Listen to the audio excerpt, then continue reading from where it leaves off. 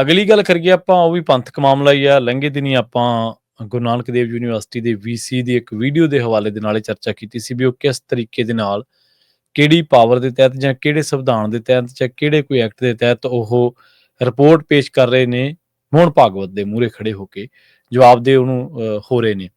ਹੁਣ ਪਤਾ ਲੱਗਿਆ ਵੀ ਉਹਨਾਂ ਨੂੰ ਵੀ ਪੇਸ਼ ਹੋਣ ਦੇ ਹੁਕਮ ਹੋ ਗਏ ਨੇ ਤਖ਼ਤ ਸਾਹਮਣੇ, ਤਖ਼ਤ ਸਾਹਿਬ ਦੇ ਸਾਹਮਣੇ।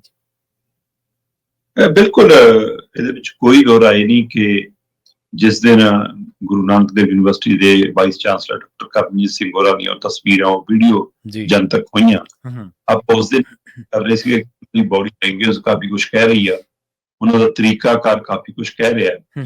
ਦੇਖੋ, ਸਰਕਾਰੀ ਅਦਾਰਾ ਹੈ, ਸਰਕਾਰੀ ਅਦਾਰੇ ਦੇ ਉਹ ਵਾਈਸ ਚਾਂਸਲਰ ਨੇ, ਮਤਲਬ ਇੱਕ ਸਰਕਾਰੀ ਮੁਲਾਜ਼ਮ ਨੇ, ਅਧਿਕਾਰੀ ਨੇ। ਉਸ ਨਾਤੇ ਉਹਨੂੰ ਜੇ ਪੰਜਾਬ ਦਾ ਸਿੱਖਿਆ ਮੰਤਰੀ, ਉਚੇਰੀ ਸਿੱਖਿਆ ਮੰਤਰੀ ਜੇ ਕੋਈ ਜਾਣਨਾ ਚਾਹਵੇ ਉਹਨੂੰ ਰਿਪੋਰਟ ਕਰ ਸਕਦੇ ਨੇ।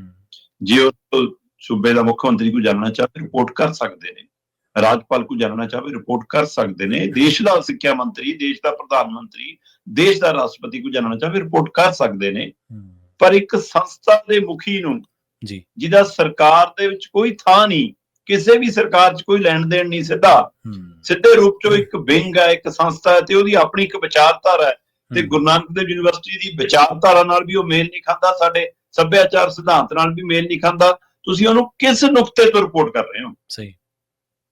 ਸਵਾਲ ਇਹ ਸੀ ਕਿ ਉਹਨੂੰ ਰਿਪੋਰਟ ਕਰਨ ਦਾ ਕੀ ਆਧਾਰ ਹੈ, ਤੇ ਉਹਨੂੰ ਦੱਸ ਵੀ ਤੁਸੀਂ ਉਸ ਟੋਨ 'ਚ ਰਹੇ ਹੋ, ਉਹ ਤਰੀਕਾ ਕਰ ਰਹੇ ਹੋ ਜਿਹੜਾ ਉਹਨੂੰ ਪਸੰਦ ਆਵੇ। ਤੇ ਇਸ ਦੇ ਉੱਤੇ ਮਤਲਬ ਕਿ ਚਰਚਾ ਹੋ ਗਈ। ਚਰਚਾ ਹੋਈ ਤੇ ਸਵਾਲ ਆ ਗਏ, ਤੇ ਸਵਾਲ ਦੇ ਵਿੱਚੋਂ ਪੰਥਕ ਧਿਰਾਂ ਨੇ, ਪੰਥਕ ਸੰਸਥਾਵਾਂ ਨੇ, ਸਿੱਖ ਬੁੱਧੀਜੀਵੀਆਂ ਨੇ ਇਤਰਾਜ਼ ਪ੍ਰਗਟਾਏ।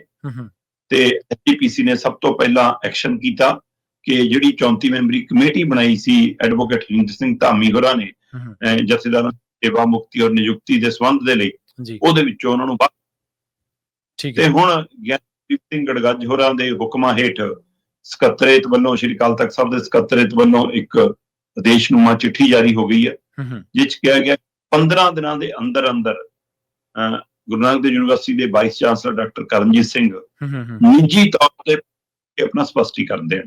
ਠੀਕ ਹੈ। ਚਿੱਠੀ 'ਚ ਬਕਾਇਦਾ ਸ਼ਾਮਲ ਕੀਤਾ ਗਿਆ ਕਿ ਸਾਡੇ ਕੋਲ ਸ਼ਿਕਾਇਤਾਂ ਵੀ ਆਈਆਂ ਤੇ ਸਾਡੇ ਕੋਲ ਤੁਹਾਡਾ ਵੀਡੀਓ ਦਾ ਹਵਾਲਾ ਵੀ ਹੈ, ਤਸਵੀਰਾਂ ਦਾ ਹਵਾਲਾ ਵੀ ਹੈ। ਉਸ ਉਹਨਾਂ ਹਵਾਲਿਆਂ ਨੂੰ ਆਧਾਰ ਬਣਾ ਕੇ ਤੁਸੀਂ ਆਪਣਾ ਸਪਸ਼ਟੀਕਰਨ 15 ਦਿਨਾਂ ਦੇ ਅੰਦਰ ਅੰਦਰ ਨਿੱਜੀ ਤੌਰ ਤੇ ਪੇਸ਼ ਹੋ ਕੇ ਦੇਵੋ।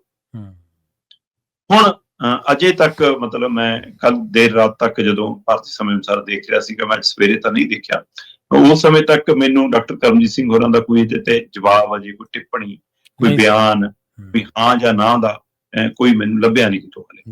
ਸੋ ਮੰਨਿਆ ਹੀ ਜਾਂਦਾ ਕਿ ਸਿੱਖੀ ਨੂੰ ਮੰਨਣ ਵਾਲੇ ਨੇ ਤੇ ਸਿੱਖੀ 'ਚ ਭਰੋਸਾ ਕਰਦੇ ਨੇ, ਇਸ ਲਈ ਉਹ ਇਸ ਸੱਦੇ ਨੂੰ ਪ੍ਰਵਾਨ ਕਰਨਗੇ ਤੇ ਜਾਣਗੇ।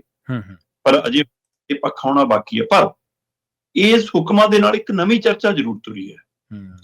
ਉਹ ਚਰਚਾ ਇਹ ਤੁਰੀ ਹੈ ਕਿ ਗਿਆਨੀ ਕੁਲਦੀਪ ਸਿੰਘ ਗੜਗੱਜ ਕਿਤੇ ਹਰ ਮਸਲੇ ਨੂੰ ਤਖ਼ਤ ਸਾਹਿਬ ਤੇ ਵੱਖਰੇ ਤਰੀਕੇ ਨਾਲ ਤਾਂ ਲਿਆਉਣ ਵਾਲੇ, ਕੁਝ ਮਸਲੇ ਉਹ ਕਹਿੰਦੇ ਕਿ ਚਿੱਠੀ ਪੱਤਰਾਂ ਨਾਲ ਹੀ ਹੱਲ ਹੋ ਸਕਦੇ, ਕੁਝ ਮਸਲੇ ਜਵਾਬ ਨਾਲੇ, ਕਿ ਬਾਰ-ਬਾਰ ਇਸ ਤਰੀਕਾਕਾਰ ਨੂੰ ਅਪਣਾ ਕੇ ਤੇ ਬਾਅਦ ਚੋਂ ਜੇ ਇਹੀ ਕਹਿਣਾ ਕਿ ਵੀ ਜੇ ਤੁਸੀਂ ਚੁੱਲ੍ਹੇ ਸਮੇਟ ਲੈਂਦੇ ਚੰਗਾ ਸੀ, ਨਹੀਂ ਫਿਰ ਤੁਹਾਨੂੰ ਤੁਹਾਡੀ ਰਾਜਨੀਤੀ ਮੁਬਾਰਕ, ਤੁਹਾਨੂੰ ਤਰੀਕਾ ਮੁਬਾਰਕ। ਕਹਿੰਦੇ ਕੱਲ ਨੂੰ ਜੇ ਕੋਈ ਨਹੀਂ ਆਇਆ ਕਰੂਗਾ ਫਿਰ ਉਹਨੂੰ ਐਂ ਕਹਿ ਦਿਆ ਕਰੋਗੇ ਜਾਓ ਤੁਹਾਨੂੰ ਇਹ ਮੁਬਾਰਕ, ਫਿਰ ਜੇ ਤੁਸੀਂ ਨਹੀਂ ਹੈ।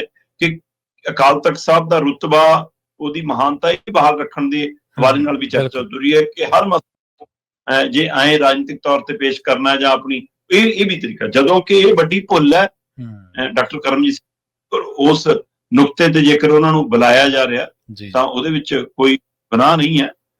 ਪਰ ਮਤਲਬ ਕਿ ਇਸ ਤਰੀਕਾਕਾਰ ਨਾਲ ਕਿ ਬਾਦਲਾਂ ਦੀ ਵਾਰੀ ਤਾਂ ਤੁਸੀਂ 2 ਦਸੰਬਰ ਵਾਲੇ ਹੁਕਮਨਾਮੇ ਤੇ ਜੇ ਚਾਰਜ ਹੀ ਨਹੀਂ ਕਰ ਰਹੇ ਕਿ ਉਹਨਾਂ ਨੇ ਪੂਰੀ ਤਰ੍ਹਾਂ ਪ੍ਰਵਾਨ ਕਿਉਂ ਨਹੀਂ ਕੀਤਾ, ਹੈ ਨਾ।